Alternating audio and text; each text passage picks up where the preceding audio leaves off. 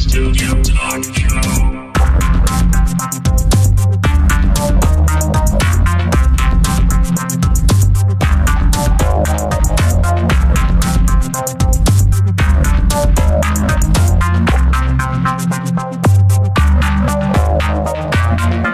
Visual Studio Talk Show. Bienvenue à une nouvelle émission du Visual Studio Talk Show. Le podcast, on discute d'architecture logicielle avec la plateforme Microsoft.net. Je m'appelle Mario Cardinal et je suis accompagné de Guy Barrette. Bonjour Mario, comment ça va mon cher? Ben là, écoute, aujourd'hui, je gèle. Ben, ça vous arrive pas ça? Les premières journées froides, on a notre corps comme pas habitué, puis là, on a froid. Écoute, j'enregistre le podcast, j'ai mon manteau d'hiver. Pourtant, je me suis mis un chandail... On est au mois de novembre, il fait peut-être, 5-6 dehors? Non, il fait moins 5-6. Moins 5? Oh, il fait froid là, quand même. Là. C'est comme les premières journées où est-ce qu'on va en dessous de zéro, puis moi, habituellement, mon système, il me dit toujours « Hey, il fait froid ici, là. » Puis ça, je disais... toutes les fois que j'en parle, je me dis, je suis pas sûr, moi, que si je vais finir mes jours au Québec. L'hiver, là, c'est pas ma saison préférée. Si les enfants peuvent finir de grandir. C'est ça, un jour, on pourra penser à vivre à un autre endroit. Et quoi de neuf à part ça, toi? Écoute, quoi de neuf? Beaucoup de choses de neuf. Je vous m'étalerai pas là-dessus beaucoup, Gros mais projet. Ouais, j'ai une grosse livraison d'un projet qui se termine. C'est une bonne moi nouvelle. aussi. Oui, parce qu'on peut passer à autre chose. Oui, j'ai pas vu le mois d'octobre. Moi, j'ai vu quand même le mois d'octobre, mais c'est juste que j'ai, en parallèle de ça, d'un démarrage d'une compagnie que je fais, la finalisation d'une livraison d'un livre, donc plus qu'un projet, c'est toujours ça le défi, en faire plus qu'un. Aujourd'hui, on est accompagné de Keith Bourgoin.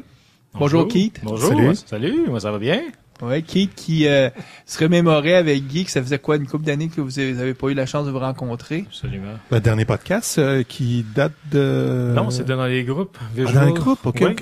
Parce que moi, je suis un architecte d'infrastructure, mais j'ai toujours été très intéressé par l'architecture technologique software.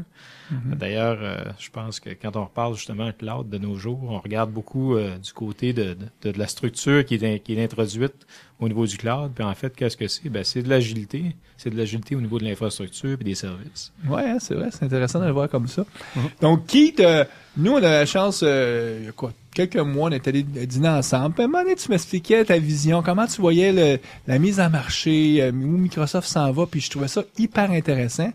Puis là, je me suis dit, hey, je voudrais faire un podcast avec ça. Puis donc, je t'ai relancé, il y a peut-être un mois, disant, hey, un podcast, Keith, ça t'intéresserait-tu? Puis tu as répondu positivement. C'est pour le bonheur de nos auditeurs. C'est eux qui vont en profiter. Donc aujourd'hui, on va parler de la stratégie de mise en marché de Microsoft, surtout avec Windows 8, Windows Server 2012, en tout cas le cloud, ou tout. En tout cas, un point de vue, ton point de vue à toi. Certains cas peut-être, ou certaines questions qui pourront même susciter la polémique, parce que de ton franc-parler puis de ta vision. Donc ça va être intéressant de savoir ce que tu penses, entre autres, de Windows 8, puis peut-être, est-ce que c'est un produit pour l'entreprise ou est-ce que c'est juste un produit pour les consommateurs? Mais la formule d'émission, c'est la première fois que tu fais le podcast avec nous. On commence toujours par, juste pour aider à donner une chance à nos auditeurs de mieux te connaître, on commence toujours par faire une petite brève revue de ta biographie, là, qui tu es. Puis après ça, bon, là, on embarque dans le vif du sujet. Donc, Keith Bourgoin, tu me disais rapidement que tu es rendu à quoi, 23 ans dans le métier? C'est assez incroyable. Quand on dit que j'ai commencé avec j'ai été vraiment chanceux. J'ai commencé avec des gens qui étaient extraordinaires, des gens qui ont fait du chemin dans l'industrie de façon incroyable. Quand je pense que j'ai travaillé avec des gars comme Ken Bereskin, qui est maintenant travaille pour Apple au niveau de la direction des services iPhone à Cupertino. Donc j'ai été très chanceux. Parce que toi, t'es quelqu'un qui a travaillé beaucoup avec la plateforme Apple. Quand c'était pas si cool que ça de travailler avec la plateforme Apple? Absolument. Hein? Parce que moi, quand je t'ai connu, écoute, je dis ça fait 23 ans que tu es dans le métier. Bon, on va juste situer. Aujourd'hui, tu t'occupes de la pratique Microsoft chez Compugene. Absolument. Ça fait presque 2 ans que tu fais ça. Tu as été pendant plusieurs années à faire de l'architecture d'entreprise du côté infrastructure. C'est comme ça que nous, on s'est connus. Maintenant, on s'est croisés dans un projet où on était ensemble pour un même client. Puis moi, j'avais trouvé ça intéressant de parler avec un gars d'infrastructure qui pouvait me parler autant de ce qui se passait du côté Apple que du côté de Microsoft, que du côté VMware. Puis, entre autres, à l'époque, on s'intéressait beaucoup à toute la virtualisation. C'était les premières années. On a fait un gros projet de virtualisation. Toi, du côté infrastructure, moi, je m'occupais plus de la partie intégration. Puis, je me souviens, quelques mois plus tard, après ça, tu me parlais beaucoup de la technologie de virtualisation qui était du côté Macintosh. Puis, c'est là que tu m'avais raconté, tu dis, ben moi, j'ai travaillé beaucoup avec le Mac là, dans les premières années. Donc, t'es reparti de ce côté-là pour finalement, en entreprise, on s'entend que le Macintosh est un petit peu moins populaire. Donc là, t'es devenu plus quelqu'un qui a maîtrisé les technologies Microsoft, beaucoup, hein? Oui, absolument. Puis, ce que tu pourrais dire là-dessus, c'est que j'ai toujours été très intéressé par des compagnies qui étaient innovatrices. L'innovation a toujours été quelque chose d'important pour moi parce que quand je faisais de la recherche, quand je faisais j'étudiais en fait des besoins de différentes compagnies, ce que je remarquais souvent, c'est que ces besoins-là étaient uniques. Donc, forcément, quand on arrivait avec des besoins uniques, il fallait avoir des réponses uniques aussi, des réponses qui sortaient un petit peu, comme on dit en anglais, out of the box. Donc, forcément, on arrivait à une situation où on était obligé d'explorer des choses qui n'étaient peut-être pas des sentiers battus. Je me rappelle quand on a travaillé ensemble au niveau de la virtualisation, on parlait en fait à nos clients de la virtualisation et puis pour eux, c'était quelque chose qui était complètement nouveau, dont ils n'avaient jamais vraiment entendu parler. On leur disait, écoutez, on va vous passer vos 200 serveurs. Écoute, il y avait 200 serveurs, vous les ramener. À l'époque, on y allait avec assez mollo. On va vous ramener ça peut-être à 50 serveurs. Puis pour eux autres, c'était comme... Puis là, on leur faisait les coûts. On leur montrait les économies d'échelle. Puis c'était facile de convaincre d'y aller. Ça coûtait beaucoup moins cher. Mais il y avait quand même un investissement initial, puis il y avait le risque, parce que c'était quand même assez nouveau. Et ce qui est intéressant de voir, c'est que ces clients-là, aux dernières nouvelles, ont virtualisé presque 95% de son environnement, même en production. Donc, Ah oui, parce qu'il était hors de question qu'on virtualise en production à l'époque. C'est quand même OK pour les environnements de développement, vous pouvez virtualiser, mais la production, aujourd'hui, bon, on roule sur des machines virtuelles. Oui, effectivement. D'ailleurs, quand on parle de cloud, tout est virtuel. Tout est virtuel. Là. On vit dans un monde où est-ce que oui, il reste quand même un certain du matériel. Ça prend quand même du matériel, mais on a beaucoup de couches logicielles par-dessus ça. Keith, moi, je t'ai aussi connu beaucoup à l'époque où est-ce qu'il y avait un groupe d'architecture à Montréal, parce qu'on était tous les deux impliqués dans cette communauté-là. Ça a duré quelques années. Puis, on essayait, écoute, c'était peut-être un rêve fou. On essayait de réunifier les gens d'architecture qui s'intéressent plus au logiciel, les gens d'architecture qui s'intéressent plus à l'infrastructure, les gens d'architecture qui s'intéressent plus à la vue peut-être entreprise. Puis, ça n'a pas marché parce que... C'était peut-être un utopique, un peu, là. Ouais, puis aussi, bon... C'est une tour de Babel un petit peu dans certains cas, là, mais la beauté de ça, je pense, c'est qu'on a réussi à faire un virage avec ces gens-là qui commence juste à être amorcé vraiment dans l'industrie actuellement. On se rend compte que de plus en plus, il y a des couvertures, je dirais, un par-dessus l'autre de services qui font qu'à un moment donné, on est obligé de parler tout le même langage. Puis ça, on s'en rend compte, par exemple, je le mentionne des fois en rencontrant des clients, où je leur dis, écoutez, quand vous faites, par exemple, de la surveillance, vous êtes obligé d'avoir une information beaucoup plus précise que juste dire, par exemple, que c'est sur un serveur qu'il y a un problème. Mais forcément, on est obligé d'avoir une ouverture dans le système qui fait qu'on peut aller puiser de façon beaucoup plus détaillée l'information pour être capable de régler le problème. On se rend compte qu'effectivement, avec des plateformes comme par exemple Scrum 2012, on arrive à un point où on est même capable d'avoir l'information au niveau de l'applicatif. Ça, ce que ça signifie, c'est qu'on se rend compte qu'effectivement, au niveau de l'industrie, il se fait comme un genre de mélange de connaissances, puis qu'il faut trouver un moyen de parler le même langage. Ça se peut-tu souvent que l'industrie, ou en tout cas les médias surtout, qu'ils ont une vision je vais dire à courte échelle, ou en tout cas très... ils sont pas du tout innovateurs dans leur vision. Puis je vais t'expliquer où je vais m'emmener avec ça. On lit beaucoup, là, tout le monde, on va prendre par exemple la nouvelle machine Surface que Microsoft a annoncé, qui va rouler Windows 8 et tout. Puis on essaie toujours la comparer avec le iPad. Puis je trouve que que je suis pas sûr que c'est la bonne façon de comparer. Est-ce que c'est vraiment un produit qui veut déplacer le iPad ou c'est un produit qui cherche, qui identifie une autre niche, qui est plus peut-être le ultra portable ou parce que si on regarde les dernières analyses des gens qui ont utilisé les nouveaux les nouvelles machines Surface RT, il y en a quelques-unes là, qui sont sorties depuis 3 semaines, 1 mois. Puis là, les gens leur proposent de se dire, écoute, avec ça, j'ai plus besoin de traîner vraiment un laptop. Puis on s'entend, un iPad, là, pas de laptop, tu mourrais parce qu'un iPad, c'est pas bon pour créer du contenu. Là. C'est bon peut-être pour visualiser, pour consommer, mais pour créer, là, t'es limité avec... ça te prend un clavier à quelque part. Puis la Surface, il y a un clavier. Donc... Ce qui me fait un petit peu rire quand j'entends ces commentaires-là, c'est que je me rends compte que l'histoire se répète. Hein? Toutes les technologies novatrices ont toujours eu la même réaction de dire au départ, je comprends pas. Quel est le but de ce produit-là? Puis c'est drôle que tu m'en parles parce que moi, j'ai eu une longue vie avec les produits Apple, donc je suis très bien placé pour en parler. Lorsqu'on regarde, par exemple, originellement en 1998, quand Apple a introduit le premier iMac, le premier iMac n'avait pas de lecteur de disquette, puis tout le monde disait, mais ma foi, qu'est-ce qu'on va faire? Sans lecteur de disquette, on va mourir. Pas longtemps après, quand ils ont commencé à introduire le premier iPhone, pas de clavier. Qu'est-ce qu'on va faire sans clavier? Pas capable de communiquer. C'est toujours, lorsqu'on a une technologie innovatrice, c'est une technologie qui est là pour, on appelle ça disturbing en anglais, là, qui va créer des changements. Puis le changement, c'est quelque chose qui est toujours très difficile à gérer. Je pense que le problème actuellement avec la technologie que Microsoft est en train d'introduire, c'est une technologie qui est fondamentalement différente. C'est une vision vraiment très, très, très claire de ce que le futur, dans les prochaines années, nous réserve. Puis malheureusement, le problème des médias actuellement, c'est qu'ils ne voient pas tout le détail derrière ça. Ils ne voient pas la vision derrière ça. Puis regarder le produit tout seul, bien évidemment, c'est comme de regarder une route à travers une voiture. La roue toute seule... Bon, mais ça on regarde justement le détail. On va partir avec le système d'exploitation Windows 8. Donc, Microsoft vient de lancer le produit, ça fait 1 mois, 2 mois.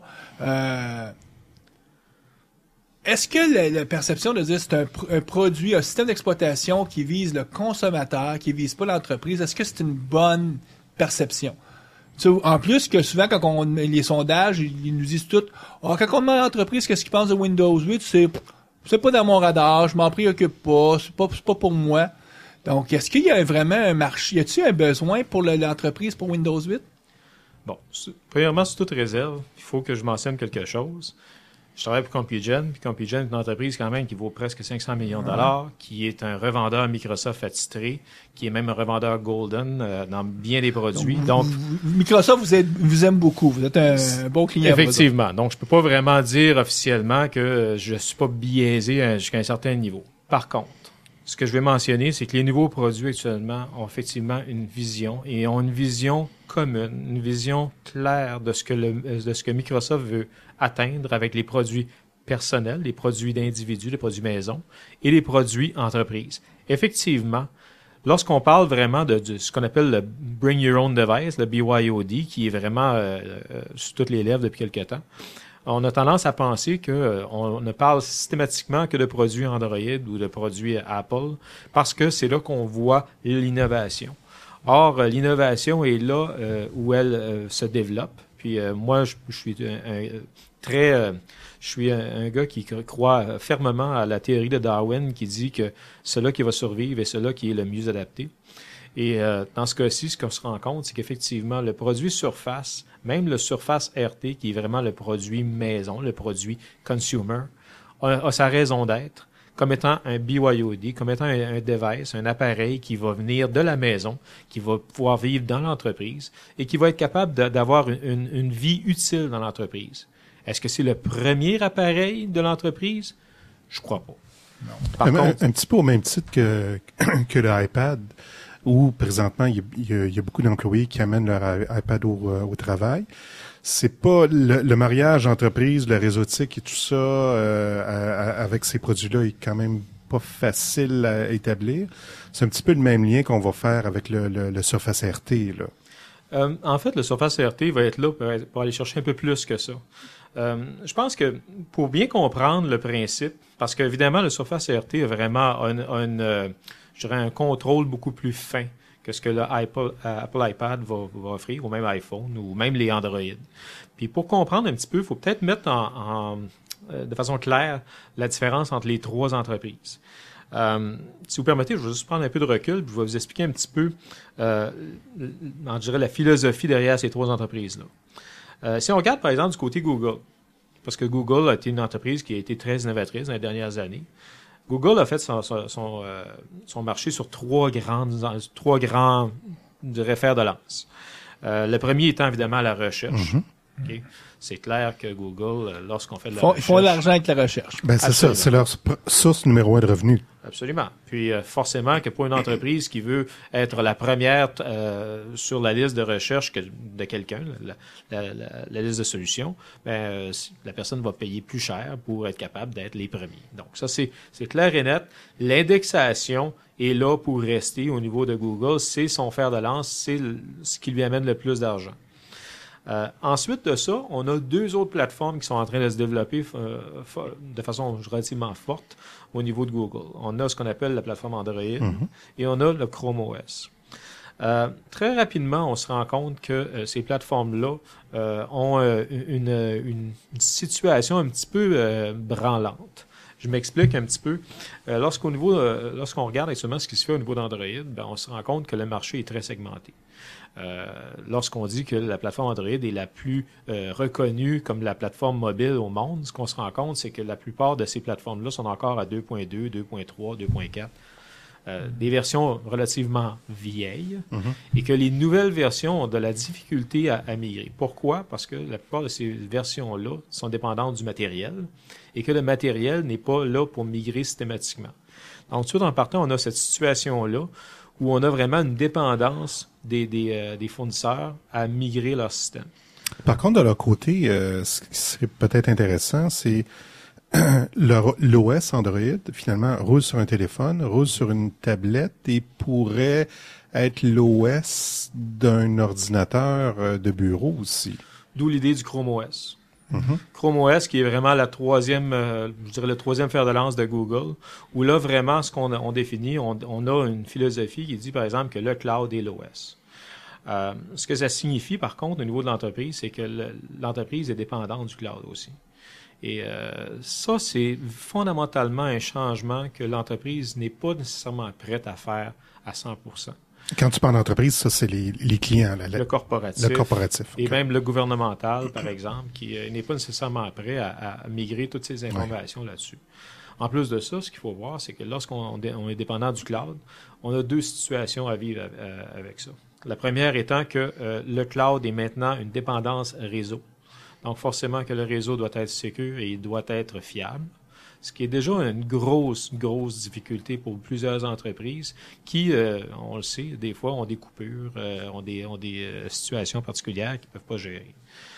L'autre étant, évidemment, que lorsque on parle plateforme Android et on parle de dépendance Chrome OS, par exemple, vers le cloud, on a aussi la situation que l'entreprise sur laquelle tout ça est géré est elle aussi dépendante du cloud.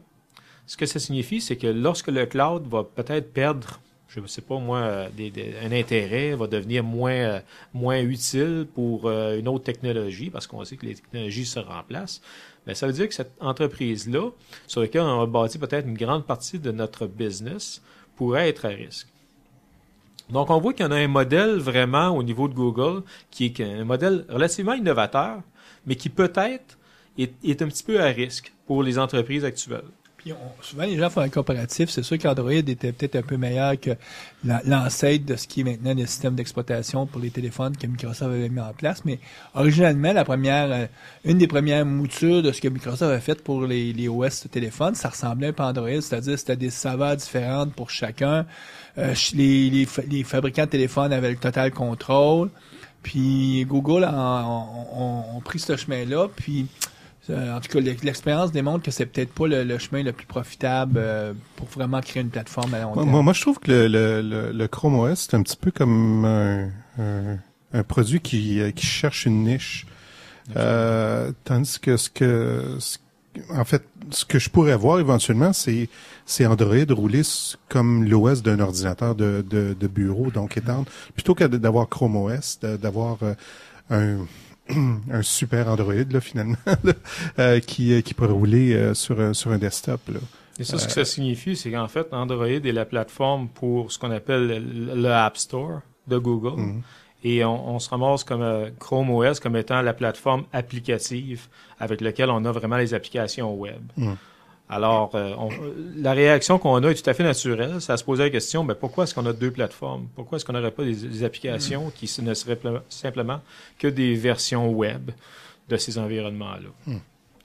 Donc, la situation qu'on se rend compte rapidement, c'est qu'on a vraiment une plateforme qui est un petit peu branlante, basée sur une base Linux en plus. C'est sûr que c'est le code Google, ça. Oui. Là, tu vas nous parler de Apple. Apple. Maintenant.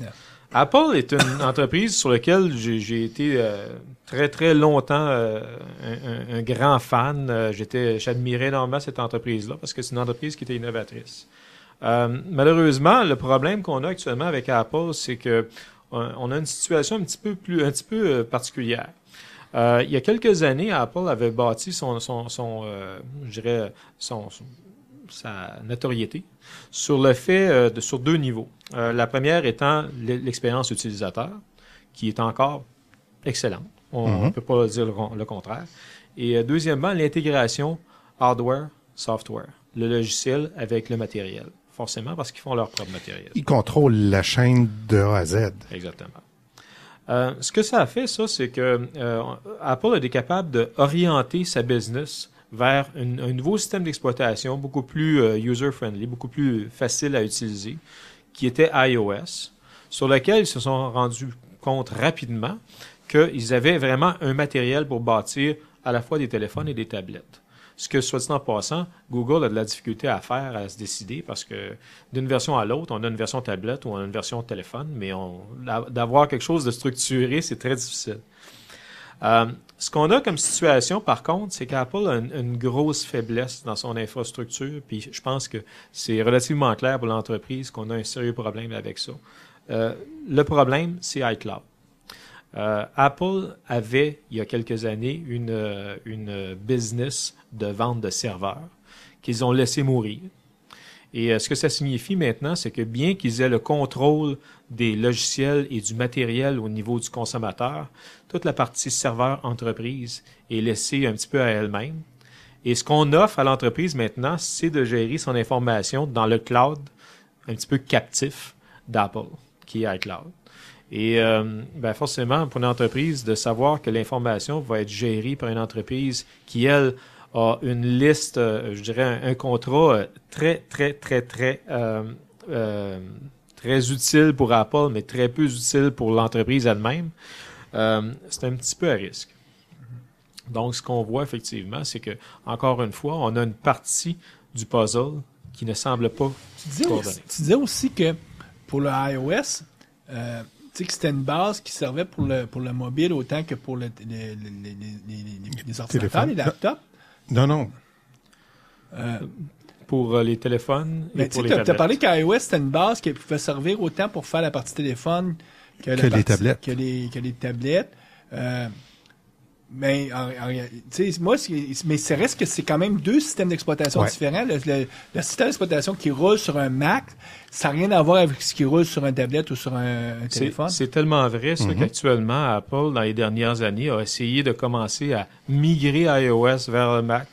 En fait, ils ont fait un peu une interface qui mimique un peu ce qu'on trouve sur iOS, mais c'est réellement deux systèmes d'exploitation. Et on voit effectivement qu'il y a une résistance au niveau des utilisateurs qui utilisent le Mac traditionnel à gérer cette nouvelle interface-là, parce que c'est pas quelque chose qui est pour eux. Ça a été très mal reçu. Oui. Donc, résistance qui ressemble un peu à la même résistance qu'on peut peut-être lire de certaines du cran d'utilisateurs de Windows 7 qui regardent Windows 8 en disant, il est où mon start menu? Ça ressemble un petit peu, mais on va voir qu'effectivement, moi, je vais vous présenter la différence par rapport à ça. Donc là, tu as Apple. On a vu Google, on a vu Apple. Est-ce qu'il y a une autre compagnie que tu veux nous présenter? Non, là, le troisième, c'est Microsoft. La philosophie de Microsoft est très, très difficile à voir actuellement Par contre, il faut comprendre que cette philosophie-là, elle s'est créée pratiquement d'elle-même.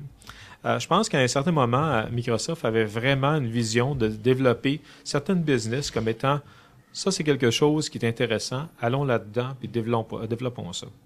On peut le voir, par exemple, au niveau des consoles de jeux, au niveau du consommateur. On peut le voir au niveau des appareils multimédia. On peut le voir au niveau de l'entreprise, au niveau des serveurs, au niveau des postes clients, ces choses-là. Ce qu'il faut voir, c'est que depuis quelques années, je pense que cette stratégie-là a changé énormément. On voit vraiment une cohésion, une stratégie globale de toutes ces entreprises-là, de toutes ces fonctionnalités-là, qui va faire que, finalement, on va être capable de répondre vraiment à un besoin réel de l'industrie. C'est quoi ce besoin réel-là de l'industrie? Le besoin réel de l'industrie actuellement, c'est que l'utilisateur, qu'il soit un consommateur au niveau personnel ou au niveau de l'entreprise, gère très, très mal sa vie. C'est la réalité, c'est simple. En fait, je veux dire, n'importe qui nous écoute actuellement le sait, d'être capable de gérer son calendrier, d'être capable de gérer ses courriels, qu'ils soient personnels ou d'entreprise, qu'il soit capable, par exemple, d'avoir une vie. Ça devient de plus en plus difficile. Pourquoi? Parce que le travail nous suit. Mais la réalité fait aussi que le travail, lorsqu'il nous suit et qu'il nous perturbe, c'est parce que justement, il n'y a absolument aucun mariage entre les deux. Un exemple de ça, c'est qu'on peut très bien avoir un rendez-vous du travail qui nous est cédulé, alors qu'on avait un rendez-vous personnel, par exemple, chez le dentiste, chez le docteur, quoi que ce soit. Et puis ces deux-là n'ont jamais été gérés de façon correcte. Peut-être que ce rendez-vous-là initial n'aurait jamais été envoyé s'il y avait eu une vision que cette période-là ne pouvait pas être occupée par d'autres choses. Je pense qu'actuellement, ce qu'on se rend compte, c'est que Microsoft a réalisé que la solution à ça, ce n'est pas au contraire d'essayer de séparer les deux. C'est au contraire de donner un certain nombre de règles pour les faire coexister ensemble. Et la beauté de ça, c'est que Microsoft a vraiment une position idéale dans chaque environnement. Que ce soit au niveau des consoles à la maison, que ce soit au niveau des téléphones, que ce soit au niveau de la technologie des tablettes, maintenant avec Windows RT ou avec le nouveau Windows 8, et maintenant au niveau du poste client et du serveur. Et tout ça s'appelle, sous les termes de Microsoft, Cloud on your own term. Donc, Cloud on your own term, la terminologie, là, on le franciserait, on dirait le nuage à votre goût. Je sais pas si ce serait une bonne traduction. Ça ressemble à ça. Ouais. Donc, à votre goût, mais... Ou adapté à vous. Adapté quelque chose à comme vous, ça, mais tu sais, ouais. Si je suis une entreprise, mes besoins sont pas du tout les mêmes que si je suis Pierre Jean-Jacques. Puis Pierre Jean-Jacques, quand il travaille dans une entreprise, donc comment on peut réussir à permettre... Tu sais, parce qu'il y a des Pierre Jean-Jacques, il y a des individus, ils travaillent pas dans l'entreprise. Les autres, ils ont juste des besoins. C'est mon adolescent, là, lui, il veut aller sur Internet, il veut faire des choses. Puis je pense pas que Microsoft veut l'attendre qu'il ait 25 ans pour commencer à avoir une relation avec. Il veut une relation avec lui le plus tôt possible. Donc, il doit sûrement avoir une vision pour Microsoft pour satisfaire le consommateur. Mais les entreprises, les autres, ils n'ont pas du tout les mêmes besoins. Puis les employés qui sont des consommateurs, qui travaillent, c'est là le défi qu'ils ont, c'est que tu as des employés qui sont consommateurs qui, la fin de semaine, utilisent des logiciels super avancés, des tablettes et tout.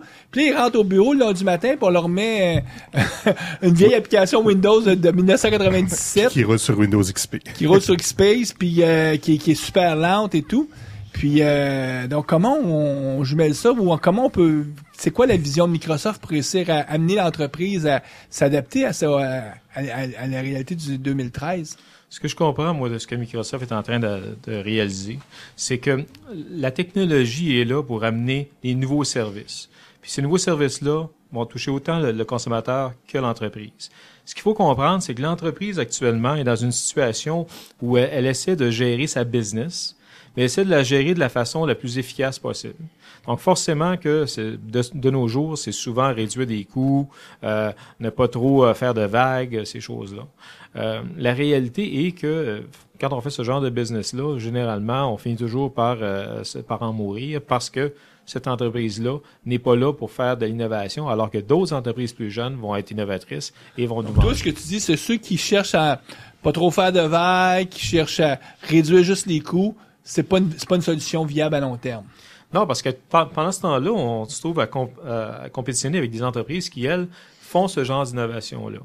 Puis ce qu'on se rend compte qu'effectivement, c'est que Microsoft est en train d'acheter des entreprises pour gérer cette connaissance-là, cette information-là de façon beaucoup plus globale, autant au niveau personnel qu'au niveau entreprise. L'exemple que je pourrais donner actuellement, c'est que souvent les gens nous disent je peux pas sortir de l'information dans le cloud parce que moi j'ai des règles de conformité puis ces choses-là, sans trop comprendre que beaucoup d'informations actuellement voyagent déjà dans le cloud. Le but de ça, c'est de comprendre que certaines informations doivent voyager dans le cloud, mais selon certaines règles. Même chose au niveau de l'information personnelle, l'information privée en fait, et de l'information d'entreprise. Quand ces règles-là sont bien définies, elles peuvent coexister. Si on regarde ce que Microsoft a fait dans les dernières années, ils viennent d'annoncer qu'ils ont acheté Yammer, qui est finalement un système d'identité dans le cloud, avec une gestion d'entreprise complète, soit dit en passant. Ils ont acheté il y a quelques mois, en fait, Skype, qui a rendu un petit peu les gens perplexes parce que Skype, en fait, c'était une technologie de communication audio-vidéo, puis ils avaient déjà Link, ils avaient déjà plein d'autres technologies. Puis ils ont payé cher aussi. Et ils ont payé peut-être assez cher. Mais ce qu'on voit, en effet, c'est que au niveau du cloud, Microsoft utilise une technologie vraiment avec un pile et une face.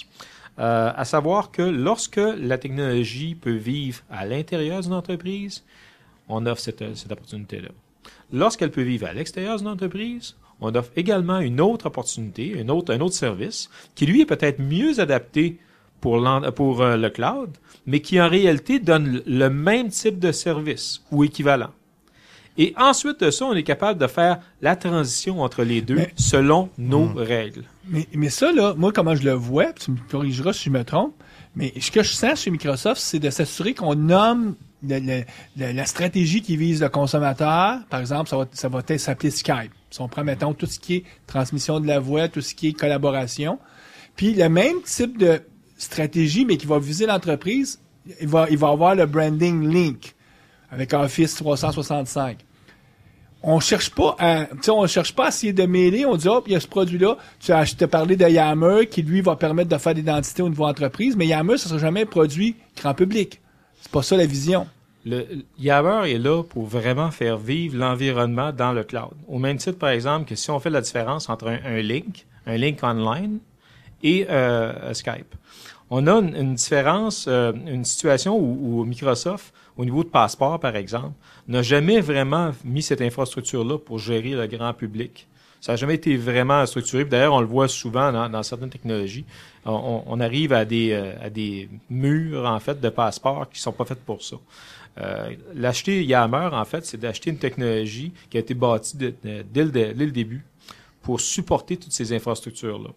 Puis on s'en rend compte, par exemple, parce que SharePoint, actuellement, 2013, va avoir Yammer intégré.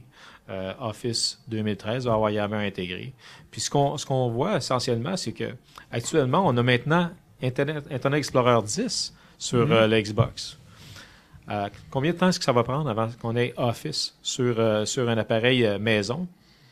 C'est une bonne question parce que ce qu'on se rend compte essentiellement, c'est que on veut rendre le consommateur aussi efficace et aussi simple, je dirais, à épouser ces technologies-là, qu'on peut le mettre dans l'entreprise. Et la beauté de ça, c'est d'être capable de y aller ou de ne pas y aller ou de reculer. Ça, c'est vraiment, il n'y a aucune entreprise qui offre ce genre de flexibilité-là au niveau de Mais toi, tu t'expliquerais comment, pourquoi Microsoft fait du branding différent si c'est un produit qui vise plus de consommateurs versus un produit entreprise, plutôt que d'avoir une seule marque. Tu sais, l'histoire de Skype d'un bar, Link de l'autre bar, versus, parce qu'ils n'ont pas fait ça avec Windows 8. Il n'y a pas un Windows 8 entreprise puis un Windows 8 grand public, à moins que tu me dises que le Windows 8 RT, c'est un peu le Windows 8 grand public. Est-ce que c'est une bonne analogie ou... Ça commence à... Disons qu'on peut pas nécessairement tout mentionner ce que Microsoft fait, puis aussi, on n'est pas dans le secret des dieux, mais oui, effectivement, ce qu'on pourrait dire essentiellement, c'est qu'on a une structure qui est vraiment orientée consommateur, une structure qui est orientée entreprise, puis à quelque part, on a défini certaines règles qui font que les deux peuvent coexister ensemble. Et ça, la beauté de ça, on s'en rend compte très rapidement, par exemple, quand on va avec les nouvelles technologies System Center. CCM 2012, par exemple, a un niveau de gestion qui est défini très, très clairement au niveau de l'appareil. S'il s'agit d'un appareil Windows 8 complet, un Windows 8 Pro ou un Windows 8 Enterprise, on a une gestion totale avec les GPO, avec la jonction au domaine, ces choses-là. Lorsqu'on a un Windows 8 RT, qui est vraiment une version plus consommateur, on a ce qu'on appelle du Deep Management. De la gestion un peu plus profonde, mais jamais au niveau de ce qu'une GPO peut nous donner. Donc, effectivement, on se rend compte que, soudainement, Microsoft s'ouvre à des technologies qui, généralement, auraient été limitées ou, en tout cas, laissées à la porte, mais selon certaines règles bien définies. Mm-hmm. Et c'est ça la beauté de ça, c'est d'être capable de dire, par exemple, qu'un Skype va un jour être capable de communiquer avec un link interne d'entreprise, selon certaines règles claires et nettes et précises. On s'entend. Le ligne d'entreprise, il va parler avec un Skype, mais il ne parlera jamais avec la technologie Apple. Parce que c'est pas à l'avantage. En tout cas, on reste quand même dans des silos où est-ce que ça s'intègre beaucoup pour un même fabricant. Oui. Comme aussi, Apple n'a pas l'intention de supporter des technologies Microsoft non plus. Ce que je trouve intéressant de Microsoft, puis encore là, ça aussi, c'est un changement d'attitude qu'on voit de nos jours avec cette entreprise-là. C'est que l'entreprise a pris une réaction ou une tendance plutôt, où elle a réalisé qu'elle vit dans un environnement qui est hétérogène. Apple est systématiquement une entreprise qui va être captive, va laisser les gens fonctionner dans son environnement et pas plus. Et c'est vrai autant au niveau de iCloud que n'importe quelle autre technologie d'Apple, que ce soit le Mac, quoi que ce soit. Microsoft a pris la tendance de dire plutôt, on a deux niveaux d'expérience. On a l'expérience utilisateur native et on a l'expérience utilisateur, je dirais, on pourrait dire étrangère. En tout cas, distribuée, différente. Mais... L'exemple qu'on pourrait donner, par exemple, c'est encore là au niveau des produits System Center. La plupart des produits System Center 2012 actuellement supportent les environnements Unix, Linux, et ils supportent même les environnements Oracle, Apache. Ce sont toutes des technologies qui viennent de l'environnement open source. Pourquoi est-ce que System Center supporte bien ces produits-là? Ben, c'est parce que la réalité de l'entreprise, c'est qu'il y en a des produits de cette nature-là, puis qu'il faut les supporter. Sinon, on ne supporte pas bien l'entreprise. Microsoft a pris cette tangente-là, puis je pense qu'actuellement, c'est une tangente qui va faire qu'on va être quand même capable de supporter des appareils Android, qu'on va quand même être capable de supporter des appareils Apple, iOS, quoi que ce soit. Mais jamais que l'expérience utilisateur va être aussi bonne que si on est capable de la supporter avec un appareil Windows 8. Si tu as décidé que ton infrastructure d'entreprise était basée sur une technologie Microsoft, parce qu'il y a beaucoup de gens qui disent pour l'entreprise, maintenant, la solution pour le long terme, c'est même plus utiliser aucune solution propriétaire, mais c'est d'aller vers des solutions ouvertes avec des logiciels open source et tout. Puis, reste à voir si c'est un chemin sans souffrance, malgré ce qu'on peut en dire. Moi, j'ai l'impression que c'est un chemin avec beaucoup, beaucoup, beaucoup de souffrance. Oui, effectivement, sans créer une histoire, en fait, au niveau de la religion ou quoi que ce soit, ce qu'on pourrait définir, c'est qu'actuellement, ce qu'on vit de plus en plus, c'est des problèmes d'intégration, c'est bien. Des problèmes d'intégration qui font qu'à un moment donné, on est obligé de prendre une situation où on prend du recul puis on dit, écoutez, combien ça nous coûte de mettre de l'open source? Est-ce que c'est vraiment peu coûteux comme on le croyait au départ? Je pense à des situations actuellement où là, maintenant, même au niveau du support matériel des fabricants, il y a des questionnements à savoir est-ce que les nouveaux produits vont supporter l'environnement open source Linux? Je pense à même des situations où récemment, on a eu des problèmes dans le noyau Linux avec le support du système de fichiers, le XT4. Donc, on se rend compte qu'on arrive dans une situation où on est obligé vraiment de se poser une question puis de dire, est-ce que vraiment je veux m'exposer à devenir un cobaye pour ces technologies-là ou si je veux juste que ça marche? Puis je pense qu'actuellement, on se rend compte que on a une évolution. Hein? On se rend compte vraiment dans les technologies, on a des fois de la centralisation, de la décentralisation. Puis on a eu une période, un petit peu d'adolescence, où l'open source semblait tout beau, tout nouveau. Puis ce qu'on se rend compte, c'est qu'effectivement, la plupart de ces entreprises-là qui ont démarré avec l'open source, je pense qu'il reste juste Red Hat. C'était quand même un petit peu désolant de voir ça, mais ce qu'on se rend compte, c'est que ça prend vraiment une entreprise qui a une philosophie puis qui a une vision à long terme. Puis on la voit. Tu parles de philosophie, de vision à long terme. On va revenir sur les produits eux-mêmes, parce que je voudrais juste savoir ton point de vue là-dessus. Mettons, si je prends Windows 8, qu'est-ce qu'il y a de positif dans ce produit-là, mettons, pour l'entreprise? Je pense qu'il y a quelque chose de très positif pour les monsieur et madame tout le monde, c'est clair. On a simplifié l'interface utilisateur, elle fonctionne avec le touch et tout. Mais l'entreprise, quelles sont les 2-3 fonctionnalités qu'il y a dans Windows 8 qu'il n'y avait pas dans Windows 7 qui fait en sorte que l'entreprise devrait quand même jeter un coup d'œil sur ce qu'apporte Windows 8? C'est tellement intéressant ce que tu me demandes là, Mario, parce que on a cette question-là de façon régulière depuis les quelques derniers mois, en fait. J'ai eu des discussions avec des clients à savoir, Windows 8, moi, à part les tuiles, je vois pas quelque chose de vraiment fondamentalement différent, puis je vois pas pourquoi je sauterais là-dessus. Souvent, ce que je leur parle, c'est que je leur mentionne que Windows 8, c'est une architecture, une évolution de Windows 7. C'est vrai que les tuiles, c'est ce qu'on remarque le premier, parce qu'évidemment, c'est une expérience utilisateur. Mais la technologie derrière ça est fondamentalement différente. Je pense que l'intérêt le plus captivant au niveau de l'entreprise, c'est peut-être justement les nouvelles fonctionnalités qui viennent avec Windows 8. Par exemple, Windows 8 To Go, le Windows 8 mobile, qui peut tenir sur une clé USB. C'est une technologie qui est extraordinaire. Attends, là, il va falloir t'expliquer ça. Donc, tu installes ton Windows 8 sur une clé USB? Sur une clé USB, généralement USB 3. USB 2 est supporté, mais USB 3 donne une meilleure expérience. Et on a une technologie dans laquelle on est capable de packager un système d'exploitation complet Windows 8. Donc, évidemment, ce que ça veut dire, c'est qu'en fait, c'est un Windows 7 avec à peu près les mêmes technologies, les mêmes besoins que Windows 7 et même le même niveau de besoins matériels. Donc, ce que ça signifie, c'est qu'une machine qui roule Windows 7 va rouler Windows 8. La différence étant que sur cette clé USB-là, on a une image qui peut être, par exemple, une image complètement corporative, chiffrée, donc aucun danger que cette information-là tombe dans les mains qui causeraient des risques.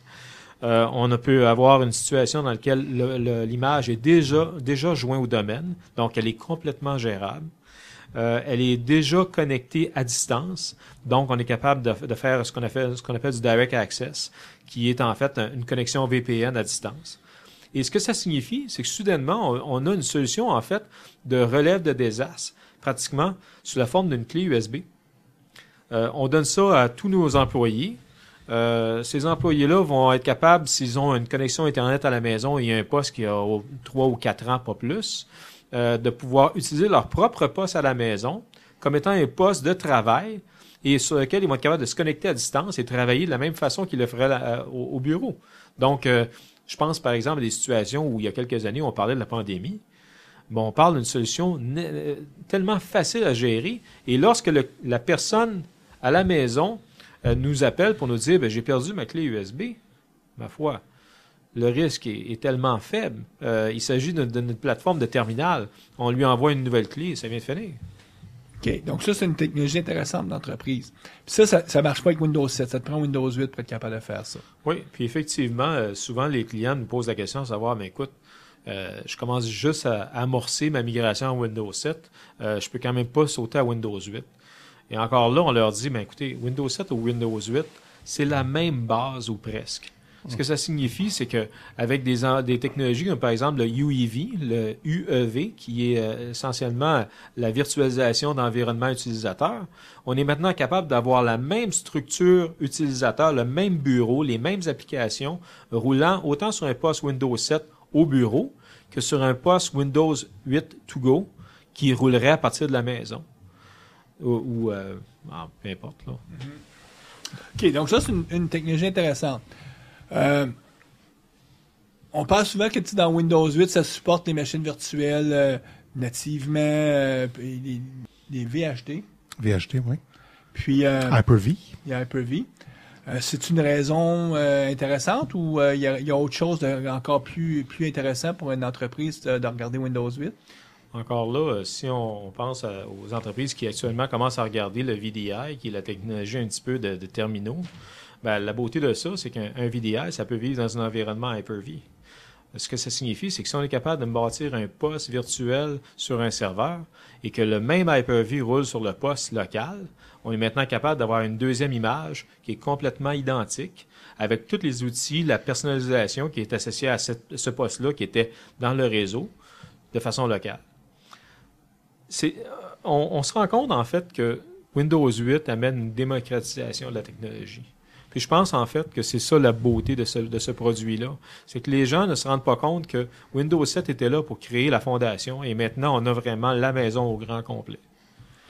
L'un des changements aussi qui arrive, c'est qu'avant, si tu étais en Windows 7, l'expérience utilisateur, si c'était un client, sur un poste client, était presque identique. En tout cas, le paradigme était le même que si tu installais un Windows 7 serveur. Ben, Windows 2008 serveur, R2. Tu sais, l'expérience utilisateur, oui, était différente parce que c'était sur un serveur, mais c'était le même paradigme. C'était le paradigme souris-clavier.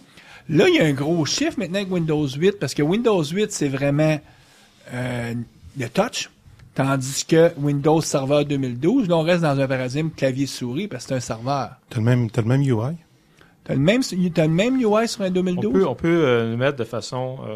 par défaut, en fait, ce n'est pas le même UI, mais on peut mettre le même UI, effectivement. Pour les petites entreprises, sincèrement, moi, je le recommande. Je recommande d'avoir la même infrastructure parce que bien souvent, ce sont des petites entreprises qui, elles, vont gérer leur serveur un petit peu en mode maison. Il n'y a plus tu sais, avant, tu avais la version Small Business de serveur, ça n'existe plus, ça, je pense. Non, effectivement. Maintenant, c'est standard. C'est foutu sur un standard 2012. Ouais. Mais la beauté de ça, c'est que maintenant, on a vraiment... On a un mi-chemin sur le serveur. Puis la raison pour laquelle ça existe, c'est parce qu'un serveur ne devrait pas avoir une interface complète de UI. On le sait, l'interface utilisateur, elle est là vraiment pour faciliter les tâches de gestion, les tâches d'administration.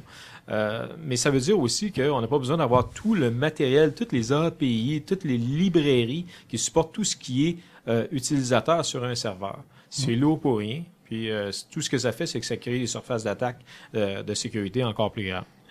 La beauté de ça, c'est que Microsoft était capable de déterminer finalement qu'on était capable de donner une interface utilisateur de gestion facile sans avoir à donner tout le reste.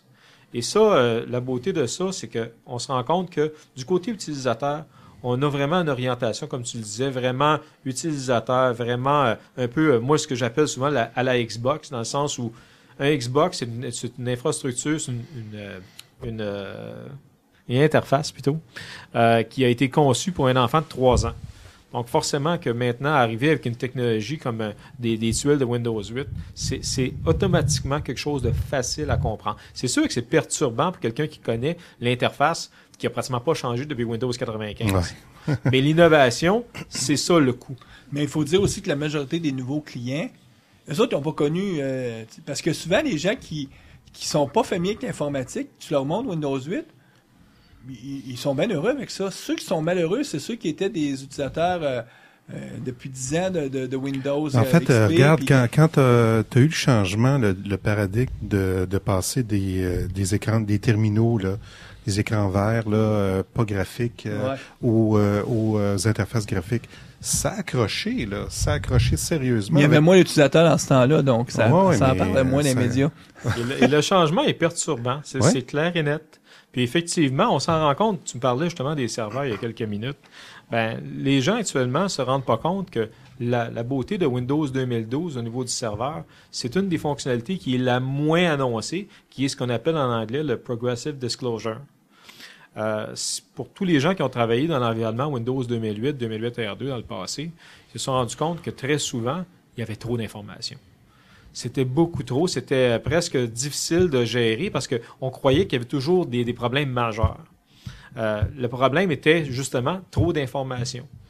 D'arriver à gérer plusieurs serveurs, on dit maintenant qu'on a pratiquement un ratio de 10 fois plus grand en termes de capacité de serveur, juste au niveau avec un seul administrateur. C'est d'être capable de dire que l'interface est fondamentalement changée pour supporter ce rôle-là. Ce n'est pas un rôle d'utilisateur. Le rôle d'utilisateur, il est là avec l'interface des tuiles, puis tout ce qu'on connaît au niveau de Windows 8. Lorsqu'on gère un serveur, on est là pour deux choses.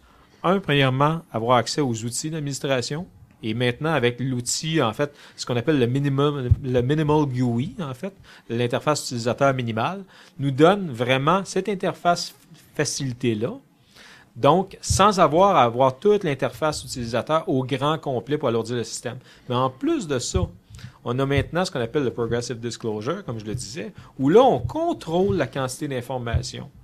Si on avait ce même niveau d'information-là avec la quantité de serveurs que maintenant une interface cloud nous permet d'avoir, parce qu'on sait très bien que le cloud, c'est le service, c'est le IT as a service. Donc, on est capable de lancer des créations de nouveaux services de façon très rapide, de façon élastique, puis après ça, de les écraser comme on veut. Bien, soudainement, on passerait peut-être d'un environnement de 200 serveurs virtuels à 500. Et là, on se ramasserait dans une situation où l'administrateur serait complètement... il y aurait un environnement hors de contrôle. En gérant ce Progressive Disclosure-là pour présenter juste l'information pertinente, on voit vraiment qu'on a un gain énorme de productivité. Puis ça, ce qu'on se rend compte, c'est que soudainement, on a une interface utilisateur qui est configurée spécialement pour les besoins. OK. Je me trompe-tu ou on va parler d'Office 365 de quelques minutes? Moi, ma perception, c'est que c'est pas un produit pour l'entreprise, la grosse entreprise. C'est un produit pour les petites PME. Puis c'est une façon pour Microsoft d'empêcher Google de leur voler trop de clients ou ma vision est ultra simpliste puis j'ai pas compris quelque chose de plus fondamental derrière Office 365. Moi, personnellement, si j'avais à gager là-dessus, je dirais qu'Office 365 va devenir probablement sur un niveau de fonctionnalité presque identique à Office au niveau du bureau. Pourquoi? Parce qu'encore une fois, Microsoft a une tendance à mettre sur le cloud les mêmes niveaux de services qu'ils ont en Mais là, est-ce que tu penses que des grosses organisations, à un moment donné, vont décider que on prend l'Office 365 et on paye un montant par mois pour chaque utilisateur, puis on s'occupe plus de déployer nous-mêmes les infrastructures Office localement pour l'entreprise? Sans doute, parce que on le voit déjà avec le courriel, là, l'infrastructure de messagerie. De plus en plus, les entreprises migrent vers des services sur le cloud. Mm-hmm. Le mode d'abonnement est très séduisant. Faut pas oublier qu'il y a beaucoup d'entreprises actuellement qui vivent toutes sortes de situations au niveau du marché, au niveau de tout ce qui est système de finances. Le modèle économique de nos jours a changé fondamentalement. On voit des situations où effectivement le marché fluctue. Il y a peut-être des entreprises qui vont grossir ou qui, dans une couple d'années, vont se réduire. D'être dans une situation où on achète des licences de façon totale, c'est bon pour un certain nombre d'utilisateurs ou un certain nombre d'entreprises, mais il y a certaines entreprises qui sont absolument mal adaptées à ça. On le sait très bien, je veux dire, des succès comme Salesforce actuellement au niveau de l'Internet, c'est bâti là-dessus. C'est bâti sur le fait qu'une entreprise est capable de grossir ou de rapetisser comme elle le veut. Mm-hmm. La beauté encore là de Microsoft, c'est que Microsoft offre les deux. Je le dis souvent, une entreprise qui est bâtie sur le cloud uniquement est à risque un petit peu parce que le cloud a peut-être une vie limitée. On ne sait pas dans quelques années qu'est-ce qui va arriver. Peut-être qu'il va y avoir quelque chose d'autre qui va le remplacer. Sauf que Microsoft n'a absolument rien à perdre.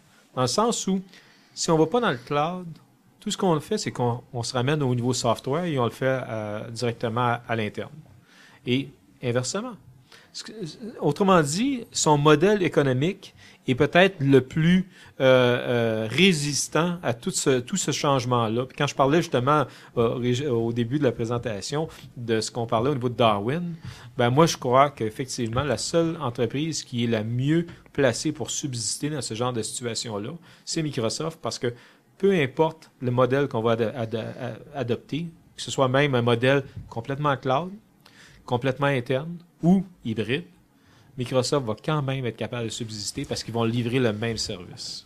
Tu parles de cloud, puis juste pour les besoins, moi, je vois, il y a deux grandes... Tu sais que le mot cloud, je trouve qu'il est galvaudé beaucoup. Il y a deux grandes catégories de types de services. Moi, les classifier comme ça, puis tu pourras les reclassifier ou mieux les définir, mais il y a une première grande catégorie qui est juste la capacité de stocker d'informations, finalement, l'équivalent d'avoir un file server, mais sur le cloud, ce qui est un service comme SkyDrive, les Dropbox de ce monde, iCloud, à quelque part, c'est ça aussi. Donc, finalement, donner un lecteur pour les tablettes, parce que les tablettes ont un espace physique interne, mais très limité. Donc, ça, c'est une première catégorie de services. Puis, bon, Microsoft est là avec SkyDrive, mais tous les joueurs sont à peu près là. Tous les joueurs qui veulent avoir pour qui c'est important de fabriquer des tablettes, des OS sont présents dans cet espace-là. Puis il y a l'autre catégorie du cloud qui est plus la plateforme pour déployer des applications. Puis là, bon, t'as différentes saveurs là-dedans, là, soit pour virtualiser ton infrastructure ou pour littéralement être capable de pouvoir créer toi-même tes applications ou juste déployer des machines virtuelles. Donc, puis là, il y a 3 joueurs dans ce marché-là, hein, Google d'abord, Amazon, puis Microsoft. Donc, si on prend, traitons du premier cas avec Microsoft puis SkyDrive, puis est-ce qu'il y a quelque chose, est-ce que c'est rendu une commodité, puis à quelque part, il n'y a pas vraiment d'enjeu de ce côté-là, ou il y a quelque chose d'important à dire sur SkyDrive? En fait, ce que tu viens de dire là, c'est 2, en fait, de 3 grandes infrastructures cloud. On voit effectivement que depuis quelques années, il s'est bâti 3 grands marchés au niveau du cloud. Il y en a un qui fournit des services d'infrastructure, qui lui vraiment, comme on dit, que ce soit du stockage ou que ce soit du traitement. On a un autre qui fournit un espace d'hébergement d'informations. Et on a un troisième que tu n'as pas mentionné, c'est intéressant, mais qui est quand même un gros morceau de l'Internet, c'est la récolte et l'analyse de l'information.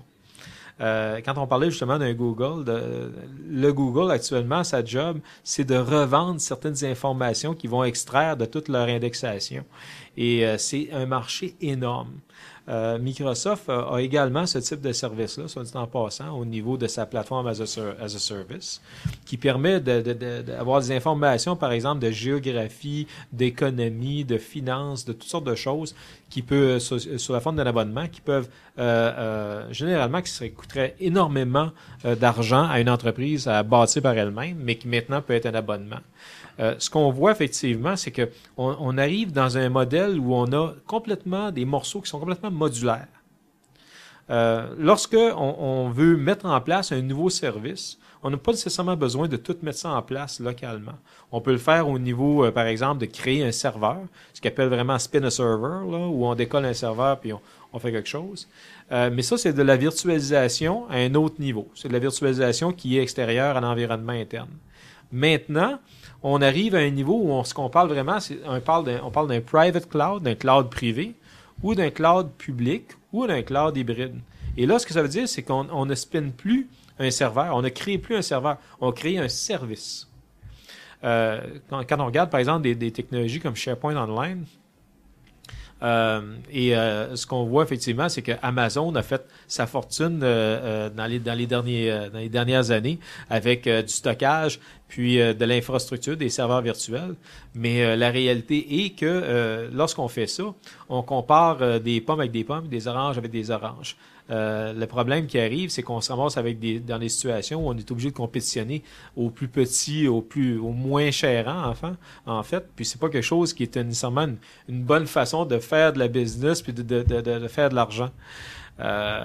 Avec des plateformes as a service, la beauté de ça, c'est que là, on parle à un niveau beaucoup plus intéressant où là, on parle feature. Et un feature, il peut avoir un coût associé à ça. Lorsqu'on parle justement, comme je vous disais tout à l'heure, de vendre de l'information, c'est un feature qui peut être extrêmement utile pour une entreprise.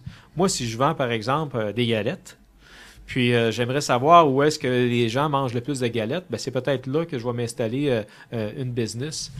Parce que justement, ça me donne cette information-là. Et c'est une information qui va être très payante à long terme. Ce genre d'information-là, ça devient un marché en soi.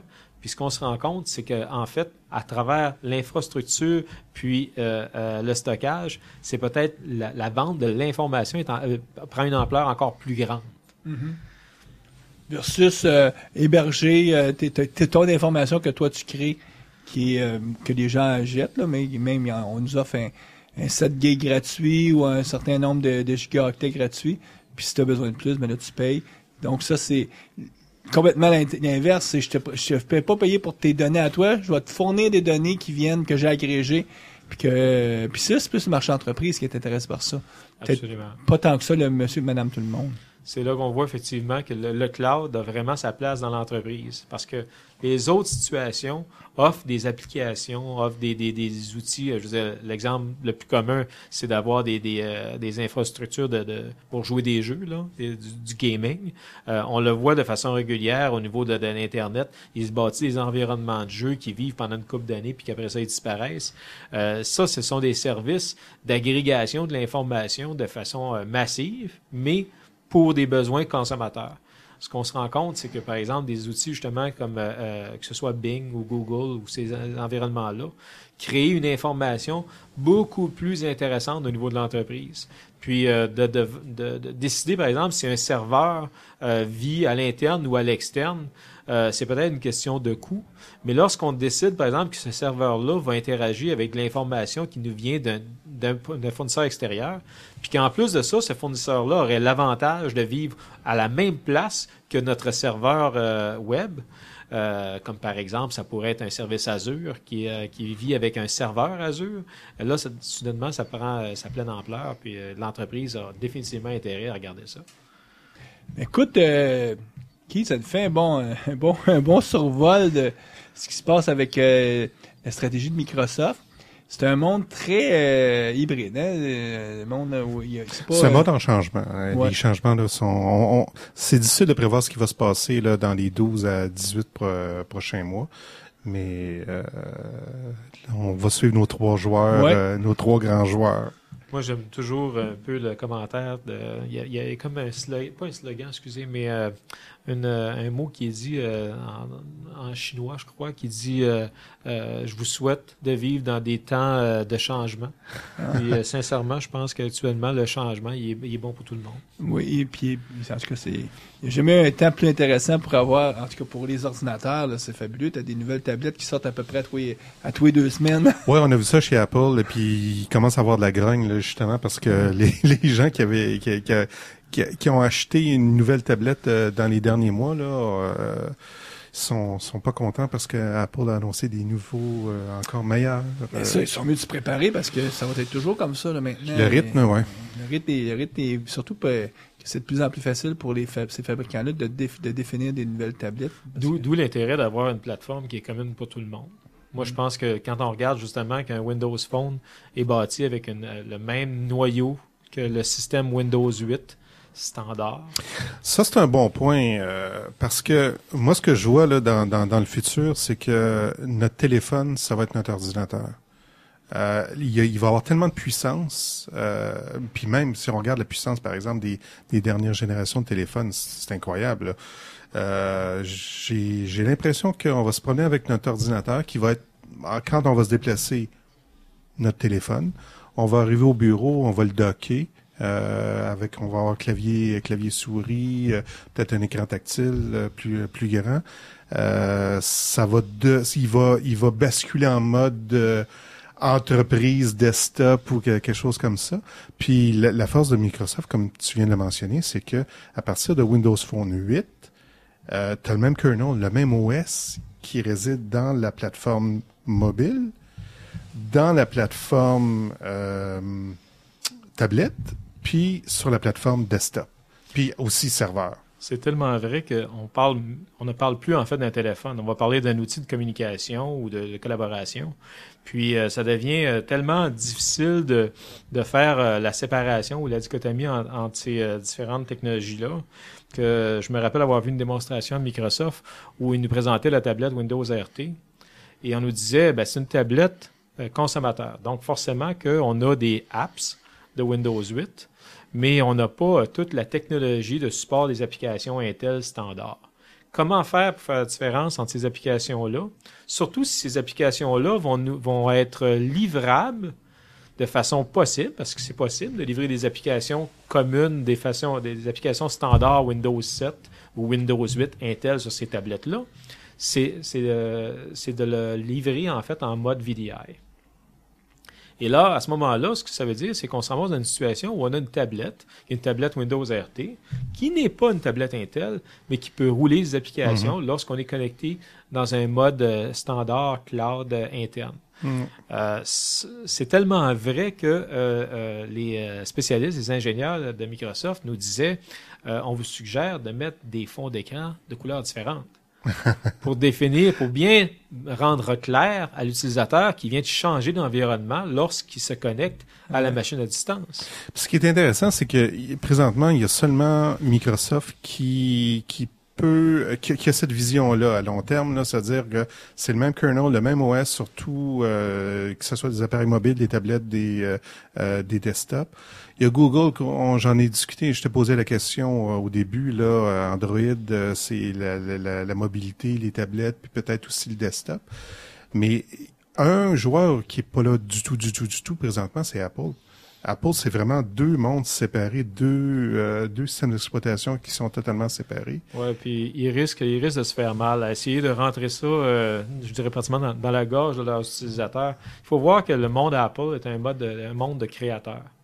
Ce sont des gens qui ont généralement ont eu une vision très libérale, qui ont été capables d'évoluer dans des environnements où ils étaient capables de faire à peu près ce qu'ils voulaient, justement pour en fait être plus créer des choses intéressantes. D'arriver dans un environnement comme un iOS dans lequel on nous dit écoutez, voici comment vous fonctionnez et voici les règles et vous ne pouvez pas sortir de ça. C'est extrêmement difficile à gérer.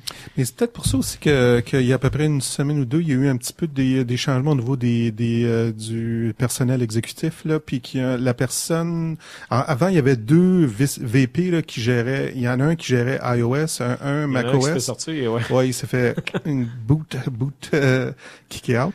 Puis là, maintenant, c'est la même personne qui va superviser les deux. Fait que peut-être s'aperçoivent que il va falloir qu'ils créent ce genre de synergie-là avec le OS. On voit déjà au niveau de la plateforme Apple qu'il y a de sérieuses maladies qui se développent. On n'a qu'à mentionner le fait que leur plateforme de créateurs par excellence, leur fameux Mac Pro, leur machine monstrueuse, là, je dirais, n'a pas été changée depuis 4 ans pratiquement. Ça devient un problème majeur pour cette industrie-là qui, à quelque part, a été traditionnellement très innovatrice, mais qui maintenant s'est un petit peu peinturée dans le coin. Mais on voit quand même, parce qu'il y a un des trends, une des tendances assez lourdes, que selon moi, peut-être que je me trompe, puis que Apple ont été les premiers à adopter cette tendance-là, c'est de reconnaître que la manipulation directe, le touch, ça va être la façon universelle des gens d'interagir avec un ordinateur de plus en plus, et que le paradigme de la souris, qui est un paradigme d'indirection, que peut-être un jour, ça va être vraiment qu'il n'y en aura plus de souris telle qu'on la connaît, parce que qu'est-ce qu'on fait à Apple? C'est les premiers de se dire, il faut changer pour que ce soit plus... tu sais, que quand je manipule mon tu sais, puis là, on voit apparaître dans les derniers mois maintenant un paquet de nouveaux mécanismes de manipulation ou qui veulent remplacer la souris, mais pour Windows 8. Je pense aux produits Logitech qui sont des pads que tu manipules comme si c'était de la manipulation directe, mais qui est aussi une souris. Les petits touchpads externes. Toutes les nouvelles souris touch qu'on appelle. Donc, est-ce qu'on peut quasiment dire que la souris telle qu'on la connaît est vouée à disparaître parce que le mix de l'interface manipulation directe Et tu sais, ce besoin-là de ramener ce qu'on a appris de manipulation directe avec les tablettes et tout dans les OS natifs. Puis Microsoft l'ont bien fait finalement de l'avoir fait avec leur Windows 8. Puis que ça s'en vient du côté Apple, c'est inévitable. Ils nous annoncent ça avec toutes ces tendances-là. Ça va être intéressant à voir dans les prochaines années. Ce qui est intéressant de voir, c'est que Apple, dans le passé, a toujours réalisé que le middleman, la partie qui est entre deux connaissances ou deux fonctions, a besoin d'être tout le temps le plus efficace possible. Puis je pense que ce qu'ils ont réalisé, ils l'ont réalisé au niveau du touch, ils l'ont réalisé à plein d'autres niveaux aussi. D'être capable de dire, par exemple, qu'on n'a pas besoin nécessairement d'avoir une interface, un appareil pour communiquer avec quelque chose. Qu'on est capable de le faire directement avec nos doigts, avec toutes sortes de choses de même. Puis Microsoft a réalisé ça. A réalisé ça autant au niveau que, soudainement, on se rend compte que s'il y a un moyen de rendre ça encore plus efficace, on va le faire. Je pense qu'actuellement, ce qu'on voit, c'est que le Kinect, par exemple, au niveau du Xbox, est une technologie sur laquelle on réalise que maintenant, ce n'est pas juste une question de main. Ça peut être une question de visage, ça peut être une question de toutes sortes de choses. On peut maintenant communiquer avec le matériel de façon beaucoup plus efficace, avec beaucoup moins de matériel. Donc, écoute, ça fait le tour, hein, Keith. Nous, on te remercie beaucoup. Puis, comme d'habitude, on fait la pause et on revient avec les actualités.